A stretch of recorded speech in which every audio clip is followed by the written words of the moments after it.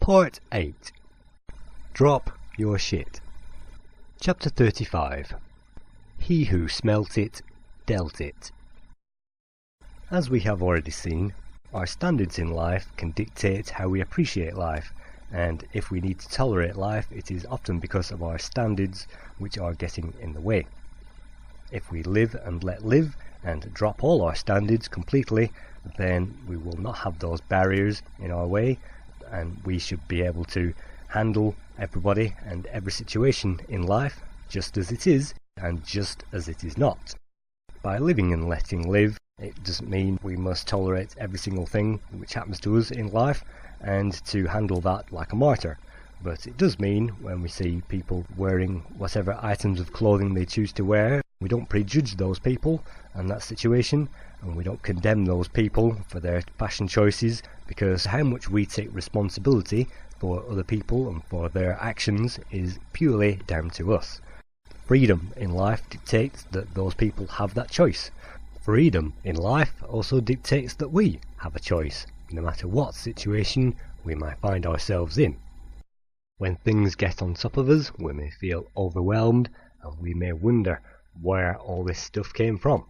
Well, it came from us, because to a certain degree we are at least half responsible for everything in our lives, and some philosophers may even argue we are fully responsible for everything which is there and present and happening in our lives.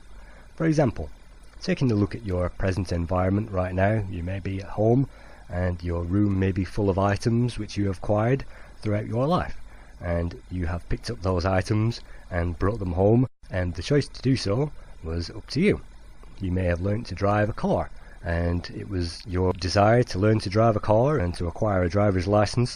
Even if we are being harassed in our daily lives, then we accepted that position by either being in that circumstance or choosing to have that place in our lives.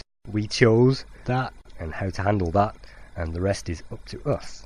So everything that you have in your life at the moment, from the ornaments in your house to your friends and your work colleagues, are there at least in part because you chose that route in your life and you asked for that situation and you got it. So everything is there because of you. The only things which may not be up to you are your parents, and you did not choose your parents, and you did not choose where you grew up and where you went to school perhaps, but that was your parents' responsibility, and if you have children then you may go through that responsibility. But even having children is yet another way in which we are responsible for everything that happens in our lives. It all happened because we said yes. Yes, I will have that child. Yes, I will have that job. Yes, I will have that car, that house, that partner, those friends, and even that way to be. Because you chose those items, you are at liberty to choose something else at any point. You can walk out of your marriage, you can walk out of your job, you can sell your car, you can destroy or redistribute anything in your life and reprioritize your life in any way you choose.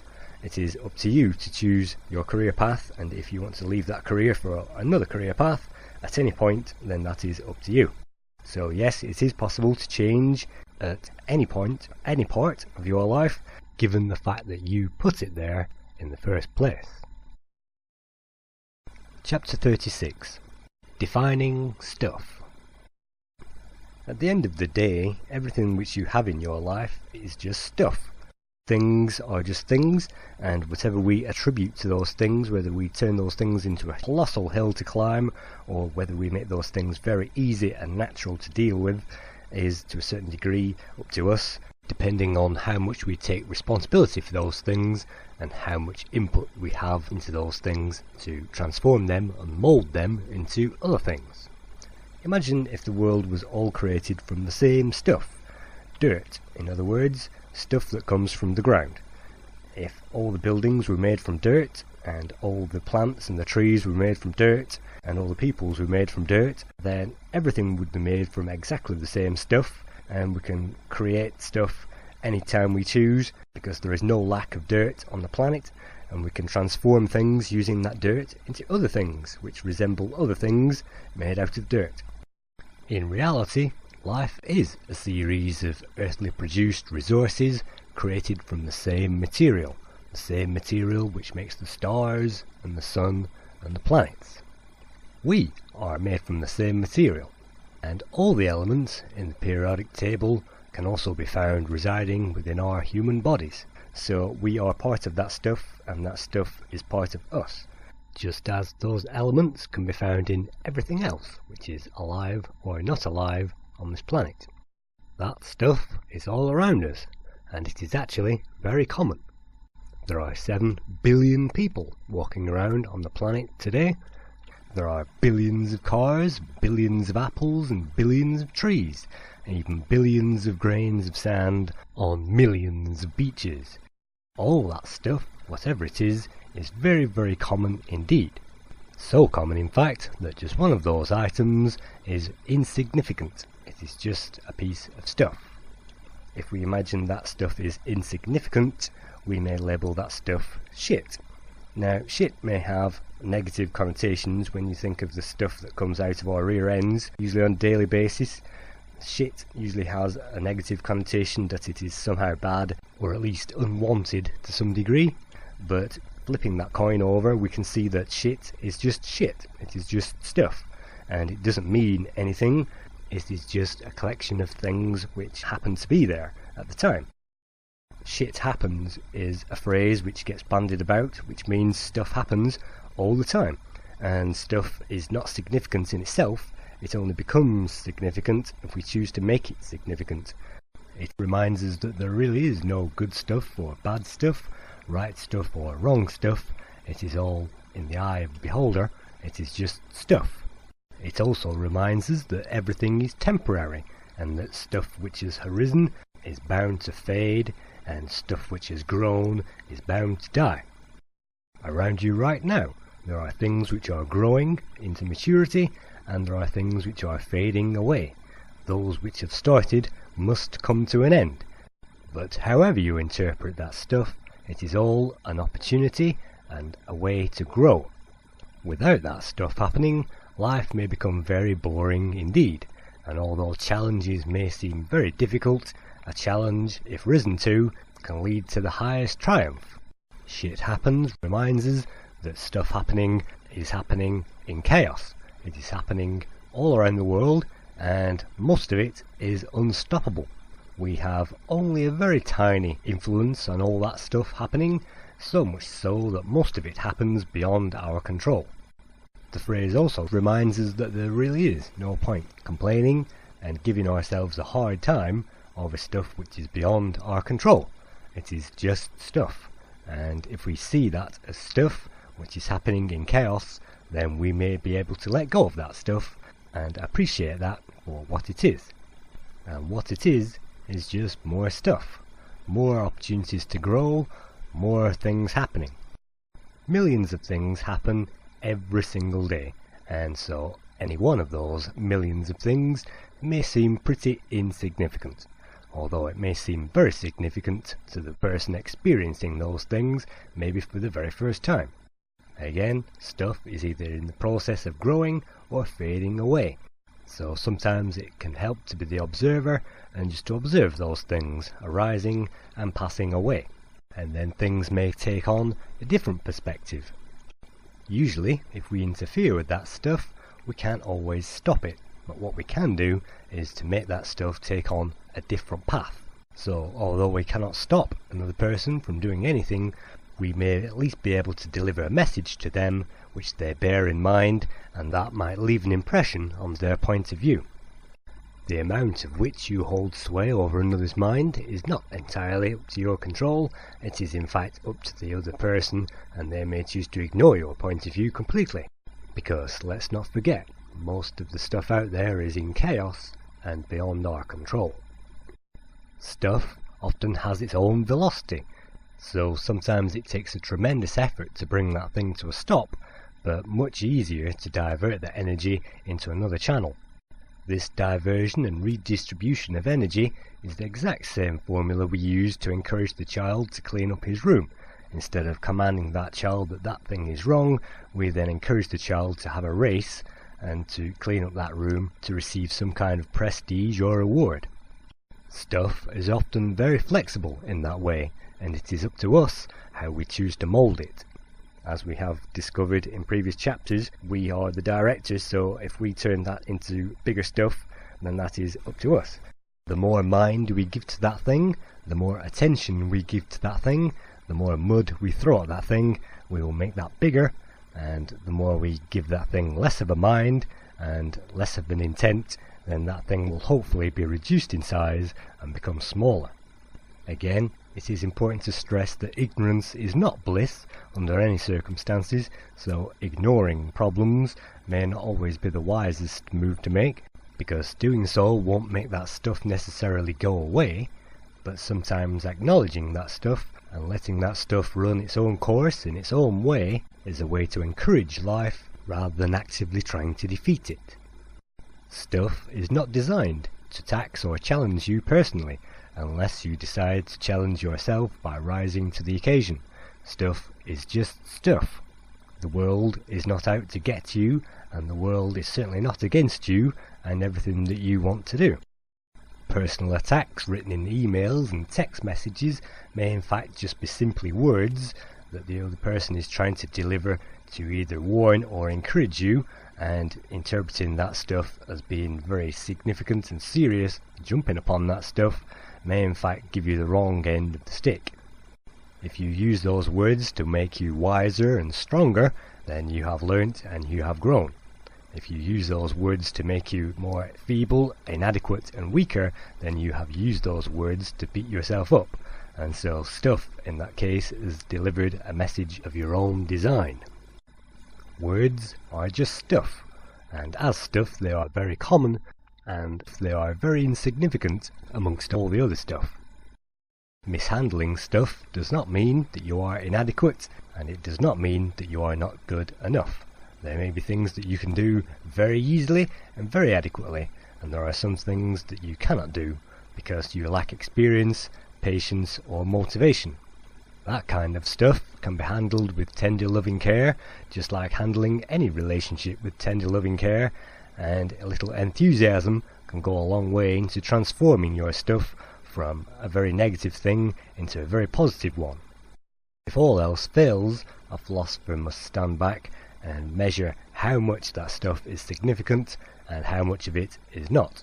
And certainly nothing in life is very significant if you stand back far enough and enough water flows under that bridge, because stuff is so common. Everybody has experienced some variation of the same stuff, and millions of people have gone through the same stuff as you have gone through and experienced that for themselves. You are not the first person who's ever gone through that stuff, and you certainly will not be the last. So help is available in the world from people who have a better idea and an overview of all that stuff, so reaching out for that help, particularly if you have lowered your standards to enable people to help you, then that help will be available, so reach out and allow the world to be your teacher. Chapter 37. Being Insignificant. All that stuff that we have acquired in the life and everything which we hold precious to us will eventually fade away, because whatever starts must end. All the books that we have ever read may be passed on to other people, sold or destroyed. All the items which we hold dear in our house will be redistributed at the end of our lives at the liberty of our inheritors. Our job will be passed on to someone else, the car will be passed on to someone else, maybe even our partner may be passed into the arms of someone else, so we can't rely on that stuff to be around forever.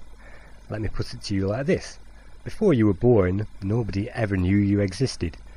Then, while you were alive, that stuff happened, and you had temporary availability and the means to handle that stuff, and then when you died, 2 or 3 generations later, people will have forgotten about you, and people will have forgotten about your stuff, and unless you have a name written down in the history books somewhere of having achieved some major stuff in your life, then your name will fade from the history books, and all the other stuff will probably cease to exist.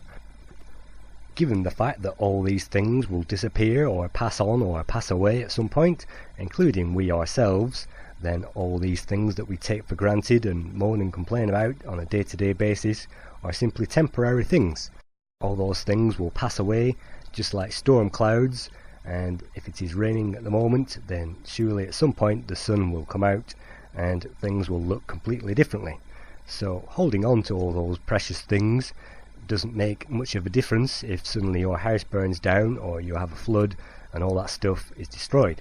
Your life and your career and existence as you know it could be destroyed in an instant if the wind blew up and ripped the house down. Sometimes you cannot insure against those things, and even if you did, that would be just more stuff to accumulate further on down the line. If we can appreciate the fact that everything in our lives is temporary and we only exist in life for the briefest moment in the history of the planet, we may appreciate that our life is in fact pretty much insignificant to all the other billions of people alive on the planet right now. In fact, wherever we are in our small tiny corner of the world, miles away from anywhere, we are pretty much insignificant to everything and everybody, and generally to the common man on the street. They may live and pass away without much notice from the rest of the world. Most people live life not very far away from where they were born, and they grow up and they meet other people and they get jobs and they pass away and they die not very far from where they were born. They may inhabit the same town all their lives, or they may move around locally, and very few people, in fact still today, move out of their vicinity and move country and location. That doesn't take away the fact that we may be pretty insignificant to the world once we pass away and all our stuff gets left behind. At this point it would be very easy to bring the situation down and to make the situation feel like, yes, you are insignificant and therefore you are nothing, and therefore life is just stuff to accumulate, just stuff to do, just stuff to eat, just stuff to be. Life is nothing and life is meaningless. To a certain extent, yes, life is pointless and meaningless. When philosophers first came to this conclusion, yes, they were very sad about that fact, that life does not have a point to it and does not have a meaning in of itself. Other philosophers realised life is not meaningless. Life has its own meaning to every individual who walks around on the planet. Life has its own meaning according to them, and no two people see life the same way. So if your life seems pretty meaningless right now, that is because you have not injected the meaning into it. For some people, the meaning of their lives is to raise children, and as long as they are raising children, they are perfectly happy. What happens when those children grow up and leave home? Then they feel their life is pretty meaningless, so they then throw their life into a hobby or to some degree of interest which takes their life in another direction to give them hope that their life is meaningful and significant. Life is as significant as we each individually wish to make it. Some people are pretty happy being very significant in life and being a part of everything, and some people being happy is a matter of being shy and reclusive and being very insignificant in life and being unnoticeable. To some people, being unnoticeable is the aim of their life, and to just get by with the minimum fuss and the minimum pressure is the best thing that they could ever hope for. Adding significance into that life can be helpful to re-establish some kind of responsibility for your own life, because if you believe that your life is insignificant, then you may waver any kind of responsibility over your life and use drugs and alcohol to get by, and they think that their life is pretty much insignificant and who cares about them and who cares if they live or die. So to them, life is insignificant. In truth, they are simply waiving their responsibility, and if they woke up to realise the fact that they were responsible for their own lives and they could turn their lives around at any point, then they may be getting up and doing so. Some people are driven, some people are lazy, and the lazy may shirk their responsibility, and there's nothing you can do about that other than to realise that if you are lazy, then that will get less done in life. Sure, you will have less stress and less responsibility, but you may also have less enjoyment out of life, and you may have fewer life experiences as a result. The point of this chapter is to realise that life is as significant as you want it to be. You may attach significance to astrology, signs and symbols and dream symbology. You may attach shamanic significance or spiritual significance, even religious significance, and you will see reassurances of those in the mirror of life wherever you go, to reassure yourself that yes, those significances are real and those significances are worth looking out for in life. Being significant and seeing your significance in an insignificant, chaotic world is the first step into realizing that you are pretty much like everybody else on the planet, someone whose ego makes them want to be significant, to make them reassured and appreciated. Everybody wants reassurance and appreciation and the feeling that they are significant. The trick for a philosopher is to realize that the significance that they have over things in life are there basically because of the philosopher. Take the philosopher out of the equation and maybe those things will be less significant or not significant at all. Chapter 38. The Cosmic Joke. The cosmic joke is the fact that we are all made from the same stuff, we are all on the same planet, and we are all going through the same stuff together every day. Each of us speaks a different language, and each of us has our own view of that world, but really that world is not very complex, it is natural, and it flows very gently. The rush and the bustle and the trauma of life has been created by man. Those things did not occur naturally, those things have been created throughout history by mankind.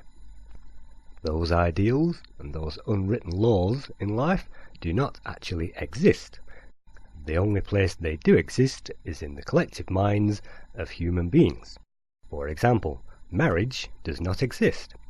Placing a metal band around someone's third finger on the left doesn't necessarily mean that they are bonded forevermore. It just means that they understand that they are entering a formal partnership where a piece of paper dictates that they are together and is basically a registration into a special club. When two people no longer wish to be part of that club, they can register for a divorce, which is another formal piece of paper which basically says that those people are no longer married. In reality, those people were never married. People are just people. You can't marry a dog and a cat together, you can't marry a chicken and a bird together, so why marry two human beings together? People, naturally, move around. They are in chaos, and sometimes two people under the same roof, bonded together, is against the law of nature, and those people may antagonize each other and walk around their cage pretty frustrated that they are no longer free. The cosmic joke is that every man and woman is free the moment they are born. No matter how much another person may dictate, you can cooperate or ignore that dictation.